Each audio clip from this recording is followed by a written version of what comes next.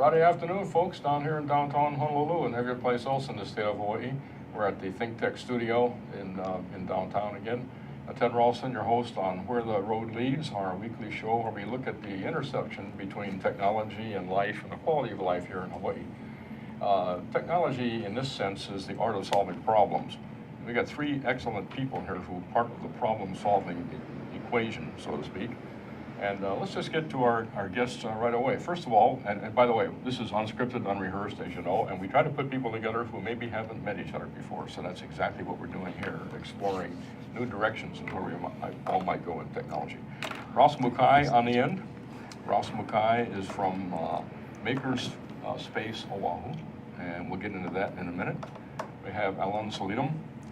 Next to Ross, Alan is from Maker's Faire, which is taking place, the annual Maker's Faire, Mini Maker Faire, taking place on May 9th at Iolani.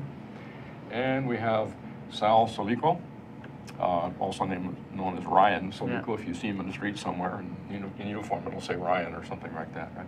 Ryan is with, or Sal's with, has many affiliations, amateur radio, F-18, and most recently, the president and originator of the Hawaii Drone Club. And so welcome aboard, folks, for this rollicking discussion we're going to have here, because we're going to be talking about how the Maker's Faire encourages people to participate in entry-level technology and even advanced technology, and how drones are a perfect example. And just before the show, we brought this into the game, the amateur radio, so we'll talk a little bit about that as well.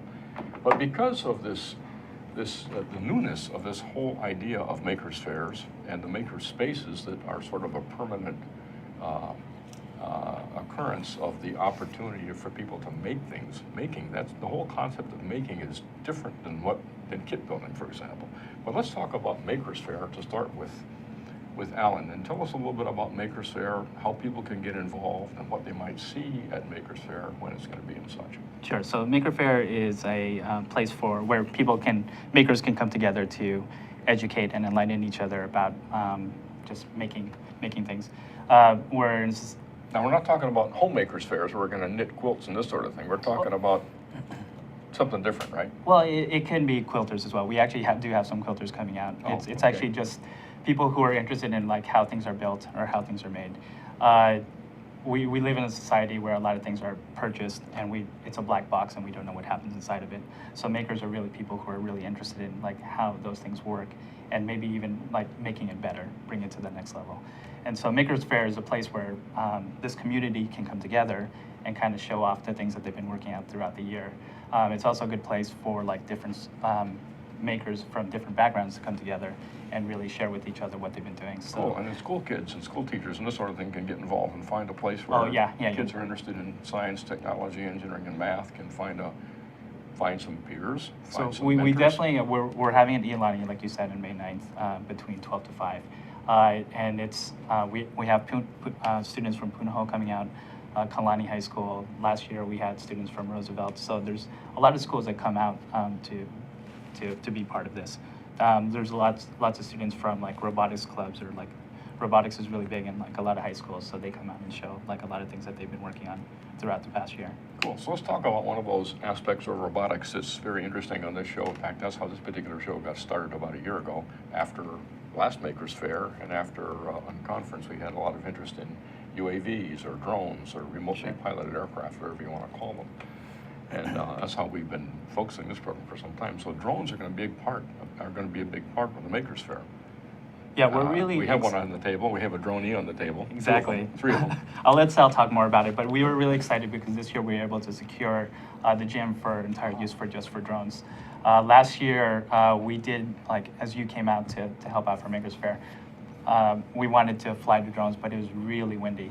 So no one was able to actually fly the drones. They were able to see the drones, but no one was actually able to see it in action. So by securing the gym, we're able to have a place that like we can fly in kind of like an environment-free kind of arena. And so we've been talking about different ideas like drone competitions and like obstacle races or something like that. But I'll let Sal let's talk a little more about that. Sal talk a little bit about the Hawaii Drone Club, which is emerging, and how that fits in the picture here. Well, Ted, I would be remiss if I know there's a number of college students watching, and so I don't know if you're familiar with it, but there's something called a drinking competition where every time you hear the word drone or maker, you have to take a drink. So for those college students out there watching, getting ready for Friday night, every time we say drone, you gotta start prepping for your night out at the Club M. So don't say we never did anything for you, or don't Exactly. There's no value in this exactly. program. There's It's yeah. gonna This prepare you is for this your show evening. is Right. ready is to help you go out there. So anyway, so the Is that a Navy tradition? no, it's not. It's Okay. just I would say it's a college tradition. For the Yeah. most Okay. What if you say Mini Maker Faire? Does Oh. it take half a shot or? That's exactly. It is a Mini Maker Faire, correct? Yes, it it is is, not the it Maker's is. Faire, right? So that's like it's fortunate. It's you'd think it's a real Maker Faire, like based on the numbers we did last year. We had over 750 attendees, 30 makers. But to reach Maker Faire status, I think you have to have like 10,000 or something like that attendees. So we're hoping to break 1,000 this year. That's still, for us, that's huge, and it'd be really exciting to see that many people come out to support the We Maker all movement. think that the drones are a big part of that. And as you said last year, actually, we did have a period of time in the afternoon we got a couple of flights off. Oh, good, That was good. successful. Yeah. But this year we have a lot more opportunity with being inside and outside too, I presume, if we have compatible winds and such. Yeah, well, certain areas. So I Okay. did secure the center courtyard for use. We probably can't get the baseball field or like the football field due to some, there might be events going on at the time already. So let's turn to Sal and ask how the Hawaii Drone Club and other drone clubs that might be out there that haven't been contacted yet can help participate and boost and bring in systems, people and such. And Yeah, so do we demos. have, one of our club members is very generous he's going to be the organizer for the event. So basically, it's going to be a flying competition. There's going to be two categories. There's going to be basically the 250 millimeter and basically smaller quads as the first category, and then anything above that is going to be in an unrestricted category. In terms of weight and class and speed. So I think it will be a challenge with it being inside the gymnasium, but it's going to be some sort of an obstacle course / race. And you're welcome to participate either via FPV, first person view, or you can fly it via line of sight. And we're still working out all the details in terms of whether we're going to have straight individuals or if we're going to have teams participate, but there will be a number of heats throughout the day. So people watching this show who might have picked up a drone for Christmas or something like Yeah. that, are they able to join Yeah, this competition? they're able to join the competition. The only thing that we would ask that is that for insurance purposes that you become a member of the AMA, which is the Academy of Model Aeronautics, which helps protect in terms of flying and risk and liability, that you be an AMA member. But other than that, anybody can come out, whether you have, this is a Phantom 2, whether you have a DJI product or a 3D robotics, or you just built it yourself. There's a lot of hobbyists here on the island who can just build them themselves. And some of those are specifically designed for racing. So they have better top end speeds, more maneuverability. So I would say they'd be at an advantage in terms of these types of Okay. competitions. Let's get back to the drones in a minute, but let's turn to Ross for a minute and ask, we're just talking about sort of a publicity issue here, getting information out to people who might have something, a drone they want to participate with, or just simply come, or some other technology, such as the amateur radio. How is the Maker's Faire being promoted and being advertised so people who may not know about it have a chance to become aware and participate? Well, the main outlet for the Maker Faire is going to be at HonoluluMiniMakerFaire.com, and then we also. I think it's Honolulu. We'll need to repeat that a few Is it times. on the show here. HonoluluMakerFaire.com? Uh-oh, we got to get. Oh, there's no mini in it. So HonoluluMakerFaire.com, and then we also have the Facebook page, Honolulu Mini Maker Faire. And fair is spelled with an E at the end, is it not? Yes, there's an E at the end. Okay. So is there going to be newspaper advertisements or something like this in some other way? So we're Other gonna- than this? We still Joe? have. What more do you need other Dead than this Mouse. show? Right? Yeah. This is it, right. We're counting on all the viewers of this show to There we come go. and Every one of them to participate. bring their friends. And everybody's going to bring their friends, and then we'll have, the entire state Uh-huh. Maker Okay, Faire. It'll be great. And next year will have to be a regular Maker Faire. There you go. We also have some newspaper spots lined up, or going to be doing some interviews this weekend, and Okay. hopefully that'll be out next week or so. Okay, and the parking is free, the admission is free and this sort of Yep, thing? Make admission just is free, show up at parking is free. Iolani and Just noon on come and have a great 9th. time. I mean, I would say that the maker community in Oahu, I mean, I'm new to learn about the maker community in Oahu, but it's a pretty tight-knit community. And for most people who are makers or DIYers, their circle of friends are also DIYers. And so I would say that in terms of that, expanding that circle, you probably are already in the circle. If you do DIY, then for the most part, just reaching out to those groups, I think it will be a success. I'm excited. I think I'd like to, after the first break here, talk a little bit about the very emergence of this notion of a maker's fair. You brought it up a bit ago that we have so much that we buy that's already made that we don't know we've lost sight of how to make them. And I'll tell you an interesting anecdote about that in a minute. But when we get back from the break, let's talk a little bit about how that relates to to maker spaces and the other opportunities and opportunity spaces that have been created for people to actually put their creativity to use as opposed to simply buying something. And I'll tell you the anecdote since you didn't ask. But I was doing some repair work on one of the outrigger canoes in Kailua today down there at Kailua Canoe Club. And in our day, growing up around here, you got down to the beach, and after practice at night, you worked on canoes and you painted and varnished and sanded and such, and we all did it. Nowadays, everything's bought, just like it is here. And actually, for the first time in my 5 years of repairing canoes down there since retirement, 2 kids actually came up and said, "What are you doing?" But they knew what we were doing and even put the gloves on and started doing some fiberglass work. So out of the 600 or so kids, 2 of them actually had the ability to recognize and the interest in what's underneath the gel coat. And it's interesting that that's the attitude that you're seeing in the world of consumer technology and such. So let's take our first break. We'll be right back and talk to our wonderful guests from Makers Faire, Maker Space, and how do you want to identify yourself? I think the HDCs. The Hawaii Drone Club. Yeah. Right on. Back in a few seconds, folks. Here's the deal. I'm Jay Fidel. I'm the host of Hawaii, the State of Clean Energy, which is the Energy Policy Forum's program on Wednesday. That's how we call Wednesday Energy Wednesday. We call it Energy Wednesday every Wednesday. Are you surprised? Okay, and we try to get guys like Jim Alberts here from Hawaiian Electric who can tell us what's really going on in energy. We want to be informed. It's so important. It's the most important initiative in our state. Clean energy is major, okay? And that's why we cover it on this show. That's the deal. What do you think, Sharon? I think that's great. That's why we're here every Wednesday from 4 to 5, and we hope you all join us so we can hear people like Jim coming on our show and co-host Ray Starling from Hawaii Energy. Okay, Jim, you've been here today. You've seen this. You heard what she said. What do you think? I think it's a tremendous opportunity for people to come together and talk about the issues. Oftentimes, there isn't a good forum to bring these key issues out into the public, and this is a tremendous way to go about it. And the activity of this show is essential to keep talking about energy because, as you said, it's such an essential part of our lives that we need to pay attention to it, and we need to think about the future. Okay, Ray, your turn. Well, this is a special time in the history of Hawaii where we're making some pretty radical changes in the way we use energy and generate energy. And this show is the one place you can count on coming to every Wednesday and hearing something about the latest issues that are on the table, being discussed, that will affect us all going forward. So come join us, and if you have some ideas you want to share with us about energy, give us a call and let us know. We'll put you up here and let you talk for an hour. So come see us. Thanks, Ray. Thanks, Sharon. Thanks, Jim. It's great to be, from Think Tank's point of view, it's great to have this show. We love the show. It's our most important show.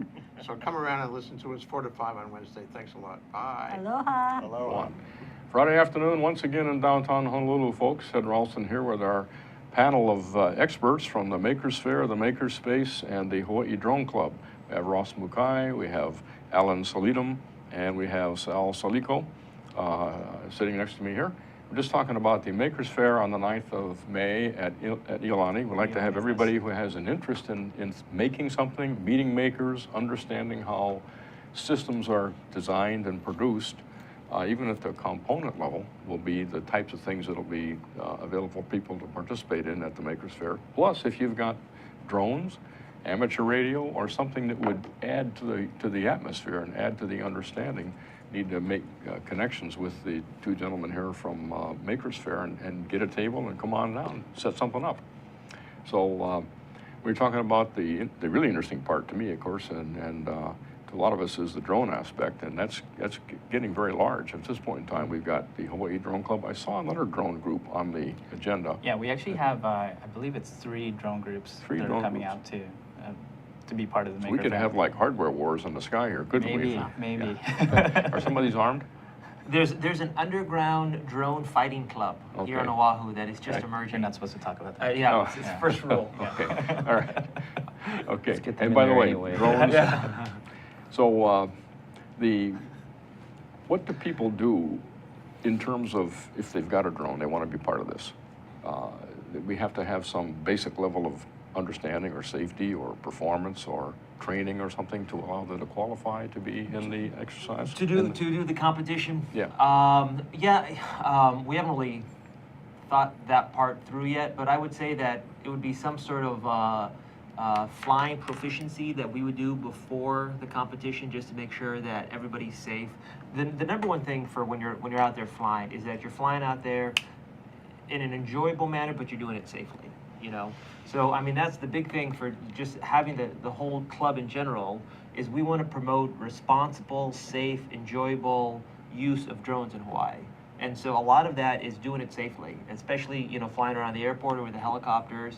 So it's nice that the competition is going to be indoors, but we want to take precautionary measures so that if somebody is flying and there are spectators nearby, that there's no risk to the spectators. So I think that's the number one thing. But if you can practice at home, get it turned on, fly in a few straight lines, you might not come in first, but you can definitely come out and participate. And it sounds like with a couple of clubs coming and people who may be listening to this show and deciding to show up in some way, we might have, what, 20 or 30 different flying exhibits? Is that a possibility? This is a possibility. It depends how many drones everyone's bringing. We actually, this Friday, Ilani is having a fair. We're going to do a walkthrough with all the makers, and that's a good chance for all the makers to kind of come together to talk and maybe meet each other for the first time and actually see the venue where we're going to have. That's the Friday before? Or? This Friday, I believe, or a week from now, Ilani is having their fair, and we're going to do a Pauhana meetup. Just impromptu with all the makers that have already signed up, just to kind of see what's available and allow you to kind of envision how you see maybe the competition, how it could come out, or what you can do in the space. So let's transition now from the Makers Faire and the focus on that to which happens once a year, Yes. right, at this point in time, to what happens 365 days out of the year at Maker Space, at Proto Hub, at Box Jelly, the others that are similar to that around here. That's such a novel idea, it seems to me, it's like a workshop that is way above a workshop. It's access to a lot of tools, a lot of experts, and perhaps even programmers and software and stuff like that. Ross, talk a little bit about the Maker's Space and how that relates to Maker's Faire, and how that all services or serves the needs of people who want to operate outside the simple aspect of purchasing something. Well, for the Maker Faire, we like to get together people who have a lot of different interests, who are doing really interesting things. Basically, if you're doing something really neat and when you're done, you leave the world with something that it didn't have before, then you're a maker. So we want you to come to the Maker Faire. So we have a definition of a maker. Say that again. That's a you're- really good definition. If you're doing like something that. really neat and when doing you're something neat. Yeah, and when you're done, you leave the world with something that it didn't have before, then you're a maker. You make things. That could be software, it could be hardware, it could be ideas. A lot of times the idea is the hardest part. And then, so we get them together at the Maker Faire once a year, but for the rest of the year we have I'm from Oahu Makerspace, and we have a large warehouse with a lot of different tools and different areas where people can work on things. And we try to encourage people with a depth of knowledge in one area, like a woodworker who's really good at working with wood and has all of that knowledge, to kind of share ideas and meet new people, and maybe meet up with like a metal worker who has a large depth of knowledge in metal, and the two of them can work together and create something that they couldn't have created, independently or on their own. And that's the, that interdisciplinary, like cross-pollination. We want those ideas to sum up greater than the individuals. And then getting people out of their garages into groups and working, out in the open with more people is one great aspect of the makerspace. Another great aspect is that we have a lot of power tools and heavy equipment that most people probably can't fit in their house and probably maybe can't afford. A lot of the stuff is really large, expensive, and requires heavy power. So at the Makerspace, we do 3D printing, laser engraving, laser cutting, CNC routers.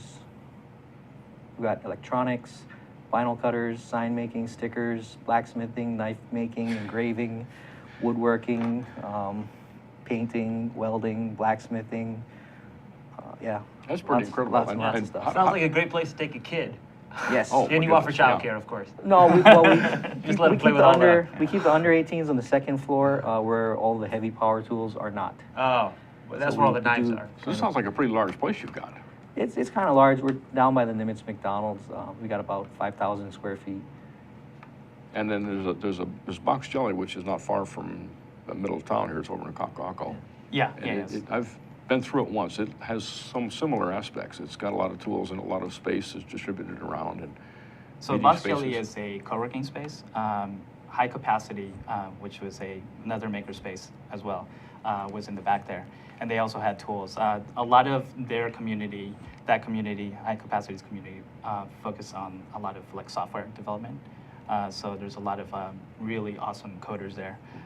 So doing a lot of interesting things with Arduinos. And when it comes to there's a good intersection between drones and things of that nature, but a lot of things need to be controlled by computers, so you can do a lot of interesting things when you can program a drone to fly on its own. Yeah. well, then you have Proto Well, Hub. and I think that's the segue of one of the interests of both the Drone Club and drones at the Makers Faire is it seems like not just drones, but just the advanced types of automation or systems that have some level of autonomy is it's really an applied science. It's really applying a lot of those STEM skills that you talked about in terms of math and science and physics, and applying them into something that goes out there and you can interact with and actually is real in the world. And I think a lot of people really like that and are attracted to drones because it allows them to in a do-it-yourself type of mentality, apply a lot of these interdisciplinary skills, and they all culminate in something that you can then control and see the product of your work. So I think, that's for a lot of people. That certainly is it's like an eye-opening and mind-expanding experience, I'm sure, for people who have never had the opportunity for even building a kit of any kind, to see how things are actually, see the thinking process, the systems engineering process, the way things are assembled. And, on a personal basis, I came from the aerospace industry, and we deal a lot with reliability and safety, obviously. And what I'm intrigued by is the idea maybe of overlaying on top of all of the assembly aspects, the concepts of safety and the concepts of reliability. We certainly know that in the case of the drones, for example, getting very serious about it, we can't allow them to malfunction. They're in a situation where we just have to not allow that any more than flashlights can fail. And so we've got to get them down to be very simple so that they can be operated at with the mission objective in mind as opposed to the flying of the drone in mind and that sort of thing. We have to make that transition. And that requires attention to common mode failure, attention to single string dependencies and this sort of thing, and cause and effect and fault accommodation. So there's a whole range of pieces that we've learned in the aerospace industry that we need to impose upon that. And probably not just drones, but also self-parking systems for automobiles or other, even your washing machine at home can't malfunction when you're somewhere away. Or like the driverless car, Right. cars that want to drive themselves. Yeah.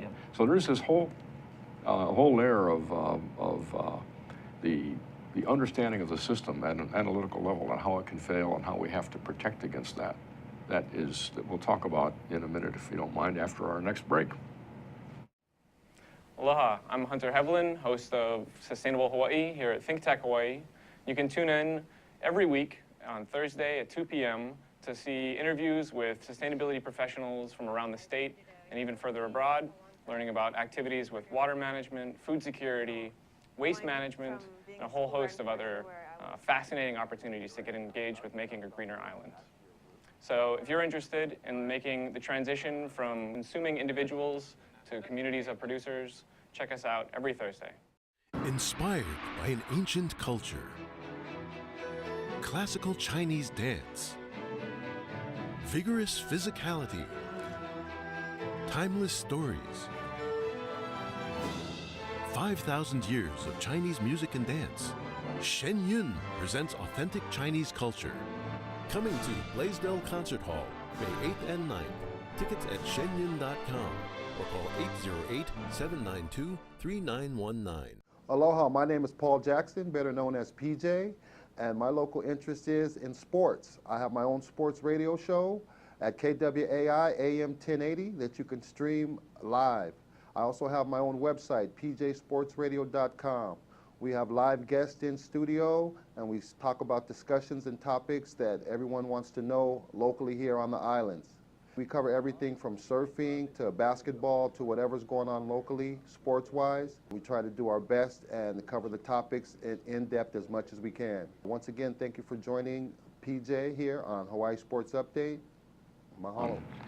Friday afternoon, folks. Welcome to the last segment of our show, Where the Road Leads. Ted Ralston, your host here in Honolulu, with Ross Mukai, Alan Solidum, and Salcido standing by talking about the Makers Faire, talking about makerspace, and this whole new evolving capability made available to people to participate at the design level and at the fabrication level in ways I certainly couldn't even imagine. So once again, let's just make sure that everybody out there gets the date and the time for the Makers Faire, or the Mini Makers Faire in Honolulu. So, Alan, So it's May one 9th, more time to repeat that. May 9th. Iolani, between 12 to 5. Okay, just show up, no parking fee. We do have an Eventbrite set up where you can get tickets, and I believe that's HNLMKF 2015 eventbrite.com. We have hundreds that have already been pre-allocated, so you should go there to try to get tickets as soon as possible. They are free tickets though. Okay. But you can also go to makerfairhonolulu.com, and there are links to go to get tickets as well. If you're interested in being a maker presenting there, we were able to allocate more space, so we have the ability to get maybe 20 more makers.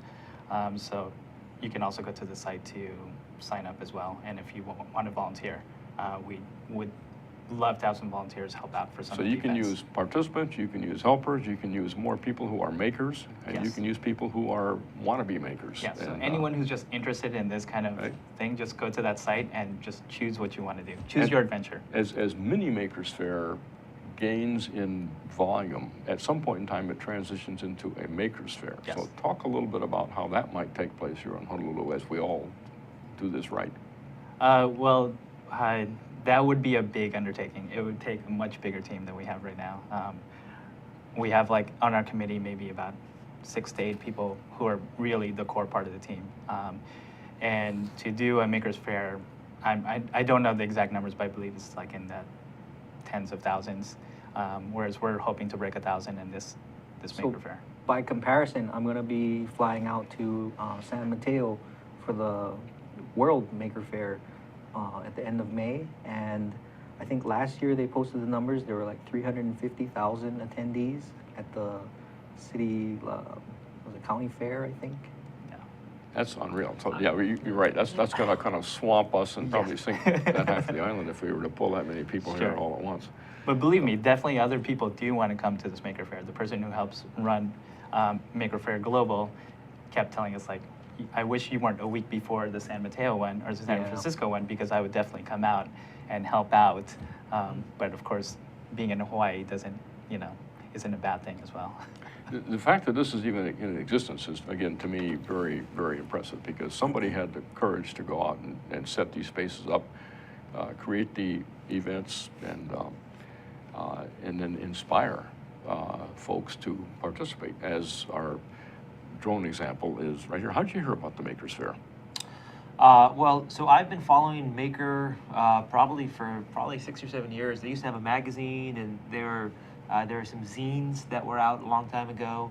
And so I've just kind of kept track of it. And I think somebody contacted the club, but I was all about it because I am all about the movement. And I'm actually a maker in that I have 2 boys.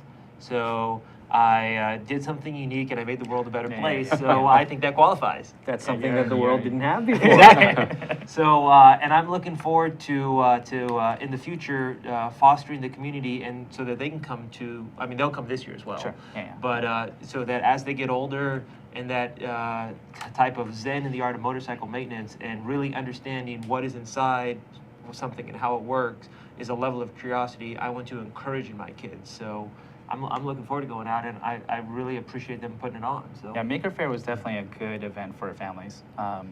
Of the 750 attendees, like over half were families and friends that came, or I believe it was like 60 to 70%. And They say if your plan is for 100 years, teach children.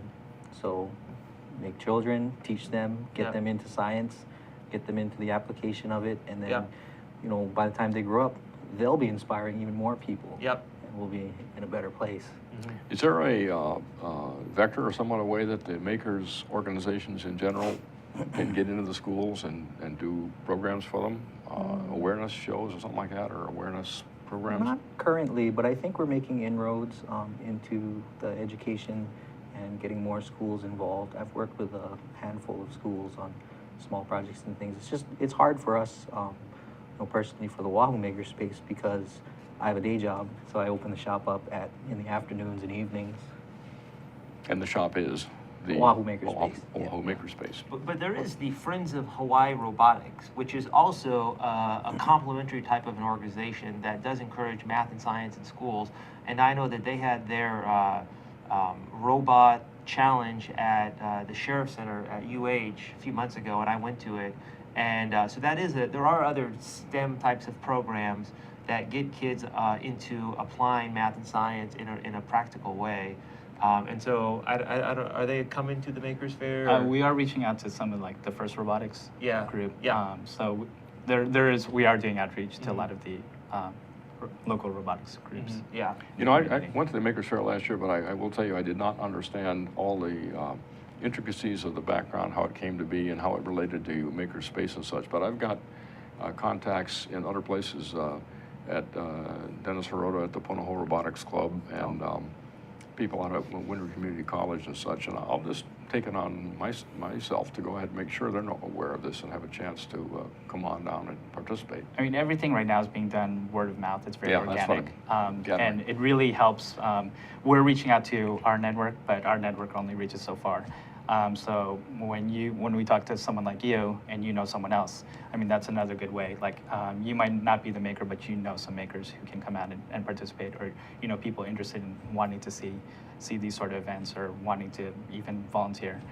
So how it really came about is just a group of people really wanting to see this happen. Had never been done before, and it was from an unconference, and we just got together and said, okay, let's. It was months of meetings and like just sitting down and just coming together. Great. And going back to what we talked about just before the break, the thing that I find interesting is we get into these systems that have a lot of autonomy. They're semi-autonomous as well. They're doing a lot of jobs we used to do. They're driving our cars. They're becoming our eyes and ears as drones, perhaps managing parts of our house and this sort of thing. The reliability and the safety and the ability to be predictable in what they do and manageable and controllable. The mathematical modeling and the systems modeling to make sure that we have adequate control there so we don't have a cyber meltdown at some point in time is something that is just intriguing to me. And I think that it would be, I'll talk about that with other people we see at the Makers Faire and see if there's a theme here where we could have a fourth location where that subject is developed. Well, we also have a presentation room So if you're interested in doing a talk like that, we can actually set aside an hour or something like that where you can do a talk or even a discussion, and people are interested who are. Sign me up. Sure. I will be glad Okay. to. I'll send you Perfect. something on it, and in fact, we'll start with that what I sent you, with the DO-178 Yep, and yep. things like that. Yeah, the cyber people are what I'm really talking about here, in the sense that everything we're talking about is lashed together by communications. It's lashed together by communications or software, and failures can be injected, malicious input can occur, solder balls can float around and generate shorts. There's all these kinds of things that can occur. And as we get so dependent on these things to work together properly, we have to be able to deal with them not working properly, or trap the error, prevent forward propagation of the error, those kind of things. And the airplane you fly in certainly has a lot of that in its sinews and innards in order to have a really high reliability. So I'll be glad to bring that up and prepare something now. One more thing on the list, Margie, we got to do, and this retirement has been something else. You guys will get the chance to do that at some point in time too. So Ross, just for the three of you guys, just talk a little bit of how you got into this whole issue of the maker's concept and the particular interest you have in it. Starting with you, Ross, how did you open that door? I guess Make Magazine gave it a name, and I realized what I've been doing my whole life is just making things. Before, I like you your know, definition, by the way, of Yeah. a maker. That's cool. I think that hit me a few minutes before a different interview some other time. I was like, everyone always asks what a maker is, and the definition is always anyone who makes stuff. Well, what do you mean by that? Oh, it's just you're making stuff if when you're done, there's something that didn't exist before. You've made something. That's about how far it breaks down. But when I was younger, I never really made stuff. I used to take things apart. So I'd take apart the VCR, I'd take apart the furniture, I'd take apart everything that You were the had a favorite kid in the screwdriver. house, weren't you? Yes, Yeah. I was very popular with any right. of my relatives that went to their house and took apart their tables. Took things apart. And then Okay. eventually, you know, I got older, I learned how to put them back together, and then I started learning how to put them back together to do different things or in different Okay. shapes and different configurations. And then eventually I was just making new things. I learned how to weld and do metal, and eventually I had to keep my power tools running, so I learned how to do machine work and make new parts for, you know, 50-year-old machines. So you've turned this into your career, your business, in effect. Yeah. So let's, Alan, how does your background and how you got into this relate to what Ross is talking about? Well, I'm a software engineer, so tinkering around with computers. You hold everything together. You hold the key to everything. Well, there's some aspect of that, yes. Well, as we automate a lot of things, you kind of need the brain, so that was what I would do a lot of. But I was actually, now it's a lot of, you know, apps and things of that nature. But growing up, I liked doing a lot of robotics. I like doing things, programming things, working close to the You're hardware. the exact kind of guy that we're trying to reach in the schools and this sort of thing. Sure. That's cool. Okay. Yeah, and so I did a lot of that, and then here in Hawaii, I got interested in tech development, and so I got involved in kind of like the makerspaces, like High Capacity and then Oahu Makerspace, and that's where kind of Makers Faire kind of grew out of. It was just actually bringing the communities together where they could have a place to kind of show off the things that they've been doing throughout the year. And Sal, just a quick one from you. We're running to the end of our time period here, but how did you get involved in the drones and the makers concepts? I'm also a private pilot as well, and I like flying, and so for me it was a natural extension of being involved in aviation, and so I mean I love the hobby, and I think it's a great way to incorporate all these types of sciences in with aviation in an applied way. And then I encourage anybody else out there, if they're interested in flying drones, the club is open to all, you know, to anybody. And recently spoke with the fire department and the police department about incorporating citizens who want to participate in search and rescue, or in a way that is on a not to interfere basis with what's happening with all the departments. And so really the club is to raise awareness of how to fly in a responsible, safe way here in Oahu. And I get about 5 emails a day from people who want to do it, but they want to do it in the right way and they want to learn more about it. And we can extend that face-to-face on May 9th. Everybody come on Yeah, down May 9th, yeah, at and the Maker's actually- Faire, because the club will be there. We will be there. We also have a club meeting April 23rd. Okay. And if people want to learn more about the club, it's HawaiiDroneClub.org. Okay. It's pretty easy. Well, gentlemen, I thank you very much for coming down here today and talking about this exciting intersection of technologies as they come together, and they're coming together on May 9th at Iolani. Yes. So Maker's Faire, May 9th, Iolani, come on down. We'll see you all there. Thank you very much, everybody, and have a nice weekend.